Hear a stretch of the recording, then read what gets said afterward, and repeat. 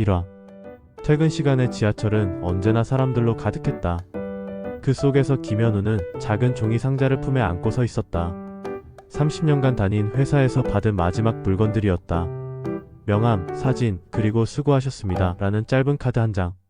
그게 전부였다. 집으로 돌아가는 길 현우의 발걸음은 무겁기만 했다. 아내 순이는 저녁 준비를 하며 묻지도 않았다. 오늘 어땠어? 같은 말은 이미 오래전부터 사라진 대화였다. 식탁에 앉아 밥을 먹으며 현우는 말했다. 고향으로 가려고 해.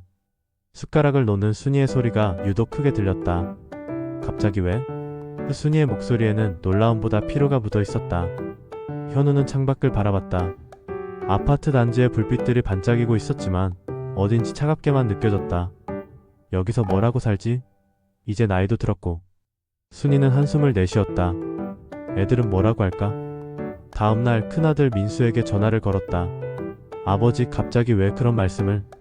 민수의 목소리는 당황스러워했다. 둘째 딸 수지는 더 직설적이었다. 아버지, 지금까지 서울에서 살았는데 왜 이제 와서 시골로 가려고 해요? 막내 딸 소영만이 아버지가 원하시면 이라고 조심스럽게 말했을 뿐이었다. 일주일 후 현우는 짐을 쌌다. 생각보다 별로 없었다. 30년을 산 흔적이 이 정도뿐인가 싶어 씁쓸했다. 고향으로 향하는 버스 안에서 현우는 스쳐가는 풍경을 바라봤다. 도시의 높은 건물들이 점점 낮아지고 논밭이 보이기 시작했다. 마음 한편으로는 편안했지만 다른 한편으로는 불안했다. 오래된 집 앞에 섰을 때 현우의 가슴이 먹먹해졌다. 대문은 삐걱거렸고 마당에는 잡초가 자라 있었다.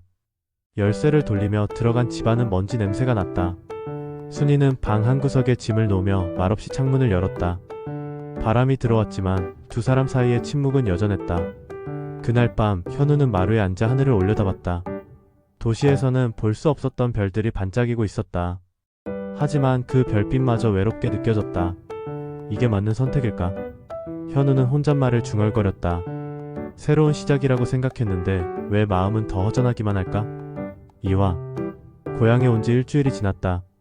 현우는 매일 아침 일찍 일어나 마당을 정리했다. 잡초를 뽑고 담장을 수리하고 문을 기름칠했다. 손에 익숙하지 않은 일이었지만 그래도 뭔가 하고 있다는 느낌은 좋았다. 순이는 집안 청소에 여념이 없었다.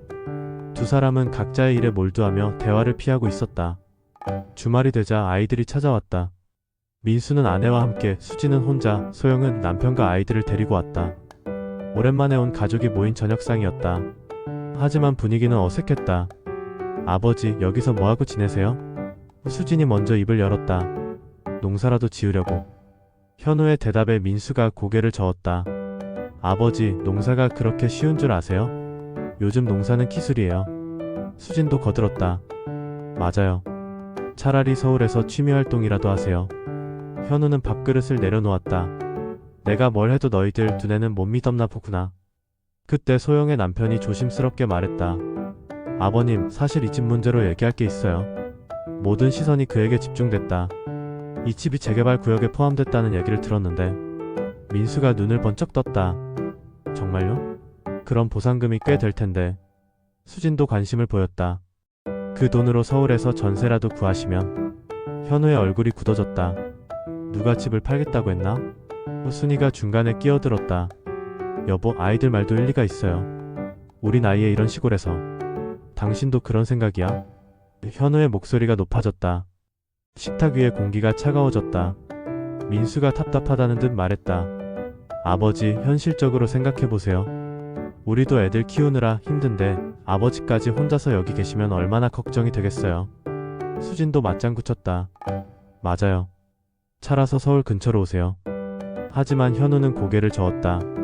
나는 이 집을 지키고 싶다. 결국 아이들은 불편한 기색으로 각자 집으로 돌아갔다. 소영만이 아버지에게 다가가 조심스럽게 말했다.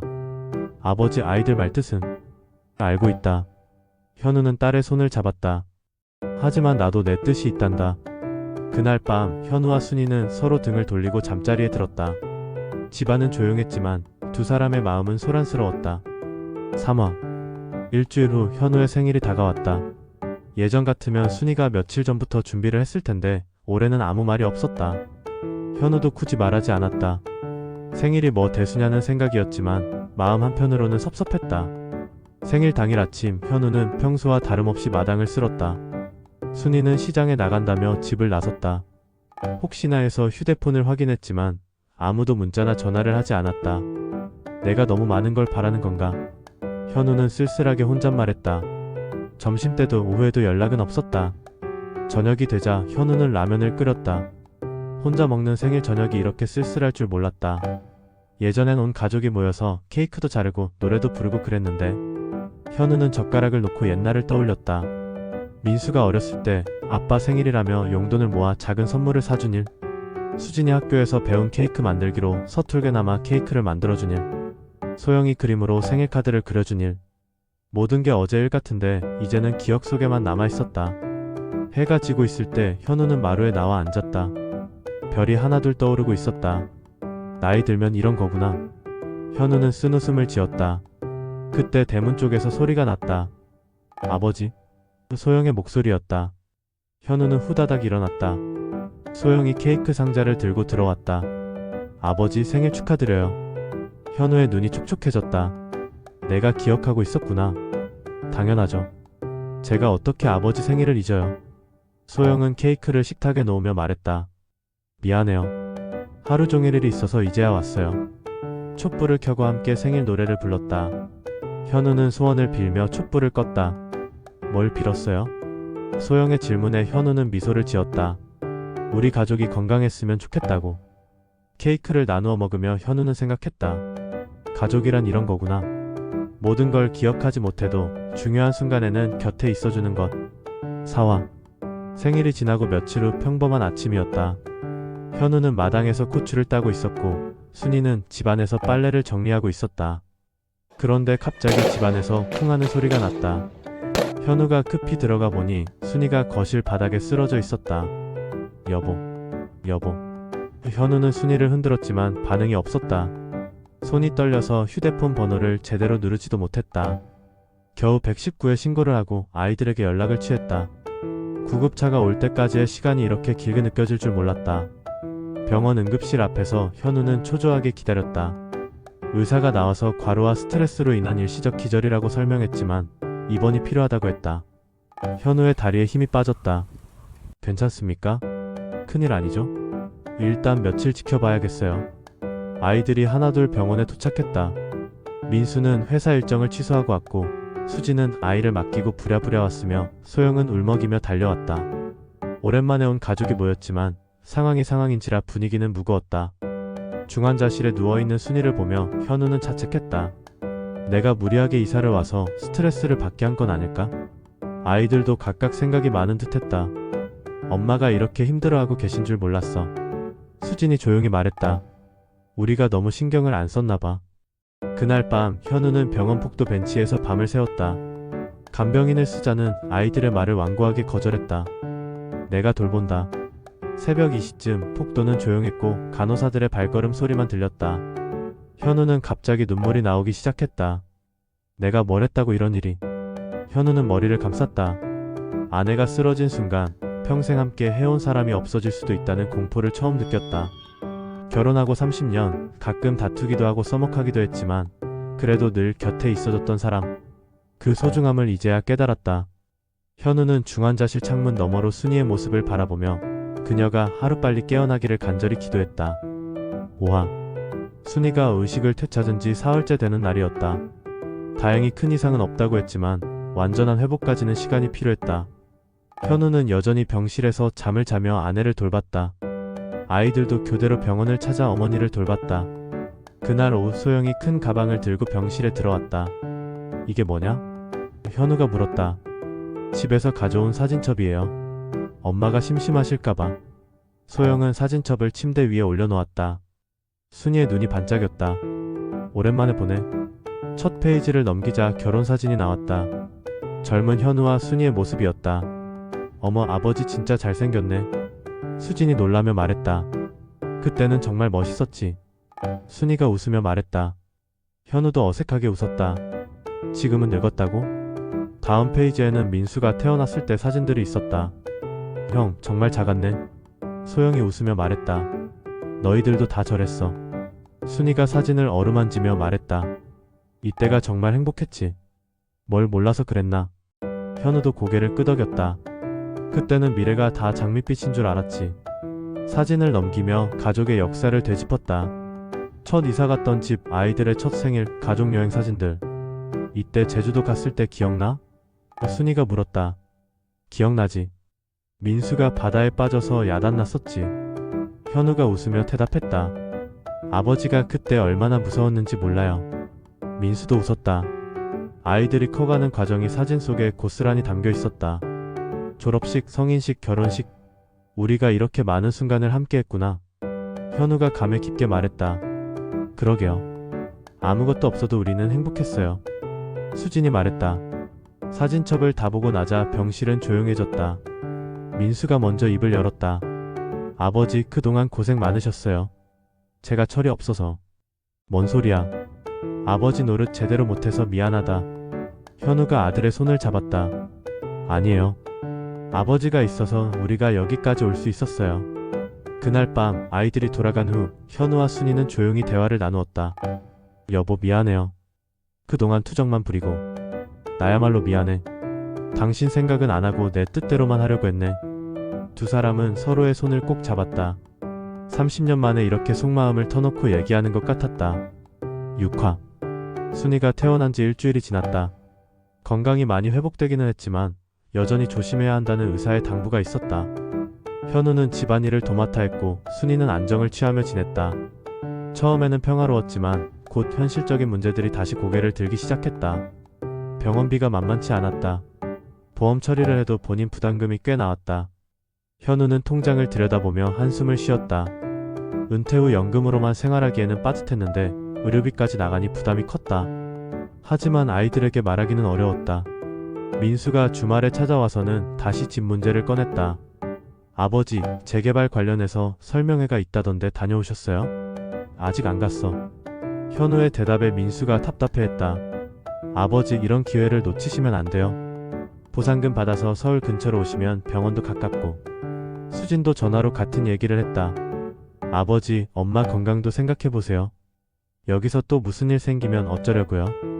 현우는 점점 궁지에 몰리는 기분이었다. 아이들 말이 틀린 건 아니었다. 하지만 이 집을 떠나고 싶지 않은 마음도 간절했다. 며칠 후 현우는 혼자 설명회에 참석했다. 재개발 조합에서 나온 사람이 보상금 규모를 설명했다. 생각보다 큰 금액이었다. 주변 사람들은 모두 찬성하는 분위기였다. 이런 기회가 또 있겠어요? 우리 나이에 이 돈 받으면 노후가 편해지죠. 집으로 돌아와서 현우는 순이에게 말했다. 보상금이 꽤 나와. 그래? 순이의 반응은 담담했다. 당신은 어떻게 생각해? 글쎄, 아이들 말을 들어보면 그것도 나쁘지 않은 것 같아. 현우는 실망했다. 아내마저 집을 떠나자고 하는 것 같았다. 그날 밤 현우는 홀로 마루에 앉았다. 내가 고집을 부리는 건가? 어둠 속에서 혼잣말을 중얼거렸다. 아이들은 부모를 걱정해서 하는 말인데 자신만 옛것에 매달려 있는 것은 아닐까? 내가 짐이 되었구나. 그런데 다음날 소영이 찾아왔다. 아버지, 진짜 이사 가실 거예요? 너희들이 다 그러라고 하잖아. 현우의 목소리에 서운함이 묻어 있었다. 저는 아니에요. 아버지가 여기 계시고 싶으시면 우리가 도와드려야죠. 소영의 말에 현우의 눈이 밝아졌다. 정말이냐? 네, 우리가 함께 방법을 찾아봐요. 7화. 소영의 말에 힘을 얻은 현우는 다시 생각을 정리하기 시작했다. 무작정 버티기만 할 것이 아니라 현실적인 대안을 찾아보기로 했다. 순이와도 진솔한 대화를 나누었다. 당신은 정말 어떻게 생각해? 솔직히 말하면 아이들이 가까이 있으면 좋겠어. 하지만 당신이 이 집을 지키고 싶은 마음도 이해해. 며칠 후 현우는 온 가족을 집으로 불렀다. 민수와 수지는 재개발 이야기를 하러 온 줄 알았다. 하지만 현우는 다른 제안을 했다. 이 집을 고쳐서 게스트하우스로 운영해보면 어떨까? 아이들은 어리둥절했다. 게스트하우스요? 요즘 시골 체험 관광이 인기라더라. 이 집도 한옥이고 마당도 넓고. 현우의 설명에 아이들은 관심을 보이기 시작했다. 하지만 초기 투자비가 만만치 않을 텐데요. 민수가 현실적인 문제를 제기했다. 그래서 너희들 도움이 필요하다. 수진이 계산기를 두드리며 말했다. 리모델링 비용이랑 운영비를 생각하면 나 혼자 할 생각은 없어. 우리 가족이 함께 하는 거야. 현우의 말에 소영이 손을 번쩍 들었다. 저 좋아요. 도시에서 지친 사람들에게 힐링 공간을 제공하는 거잖아요. 그날부터 가족회의가 시작됐다. 민수는 사업 계획서를 짜겠다고 했고, 수지는 인테리어를 맡겠다고 했다. 소영은 요리와 서비스를 담당하기로 했다. 순이도 내가 할 수 있는 일이 있으면 하겠다며 적극적으로 나섰다. 한 달 동안 치밀한 계획을 세웠다. 재개발 조합에는 불참을 통보했다. 대신 집을 고치기 시작했다. 주말마다 온 가족이 모여서 페인트 칠도 하고 정원도 가꾸고 방도 정리했다. 오랜만에 온 가족이 한 가지 목표를 향해 함께 일하니 분위기가 달라졌다. 이거 재밌네. 민수가 망치질을 하며 웃었다. 맞아, 언제 이렇게 가족이 함께 일해봤나. 수진도 즐거워했다. 저녁에는 함께 식사를 하며 하루를 정리했다. 오늘 많이 했네. 현우가 만족스럽게 말했다. 내일은 뭐예요? 소영이 물었다. 마당 정리하자. 한 달 후 집의 모습이 완전히 달라졌다. 깔끔하게 정리된 한옥과 예쁘게 가꿔진 정원. 가족들의 손길이 닿은 곳마다 따뜻함이 묻어났다. 현우와 순이는 마루에 앉아 변화된 집을 바라봤다. 정말 예뻐졌네. 그러게 새집 같아. 두 사람은 만족스럽게 웃었다. 8화. 봄이 왔다. 게스트하우스 다시 가족이 문을 연 지 석 달이 지났다. 예약이 꽉 차서 다음 달까지 대기가 있을 정도로 인기였다. 도시에서 지친 사람들이 이곳에 와서 힐링을 하고 가는 모습을 보며 현우는 뿌듯했다. 주말이면 온 가족이 모여 함께 일했다. 민수는 예약 관리와 회계를, 수지는 인테리어 관리를, 소영은 식사 준비와 서비스를 맡았다. 순이는 건강이 많이 좋아져서 손님들과 차담을 나누며 집안 곳곳에 이야기를 들려주었다. 어느 일요일 저녁, 마지막 손님들을 배웅하고 나서 온 가족이 마당에 둘러앉았다. 소영의 아이들이 마당에서 뛰어놀고 있었다. 할아버지, 저기 별 보세요. 손자가 하늘을 가리키며 소리쳤다. 현우는 아이를 무릎에 앉히고 함께 별을 바라봤다. 아버지, 정말 잘하신 것 같아요. 민수가 진심으로 말했다. 처음엔 걱정했는데 이렇게 될 줄 몰랐어요. 수진도 고개를 끄덕였다. 손님들이 너무 좋아하시더라고요. 특히 아버지가 들려주시는 옛날 이야기를. 현우는 쑥스럽게 웃었다. 별거 아닌데 뭘. 별거 아니긴요. 아버지 덕분에 우리 가족이 다시 뭉쳤잖아요. 소영이 아버지의 어깨에 기댔다. 맞아요. 예전에는 명절에나 모였는데 이제는 매주 만나니까 좋아요. 순이도 웃으며 말했다. 아이들이 할아버지, 할머니랑 시간을 많이 보낼 수 있어서 더 좋고요. 그때 한 손님이 남겨둔 방명록을 소영이 가져왔다. 이거 보세요. 방명록에는 감사의 메시지들이 가득했다. 정말 가족 같은 따뜻함을 느꼈습니다. 도시 생활에 지쳤는데 여기서 위안을 얻고 갑니다. 꼭 다시 올게요. 하나하나 읽어보니 뿌듯했다.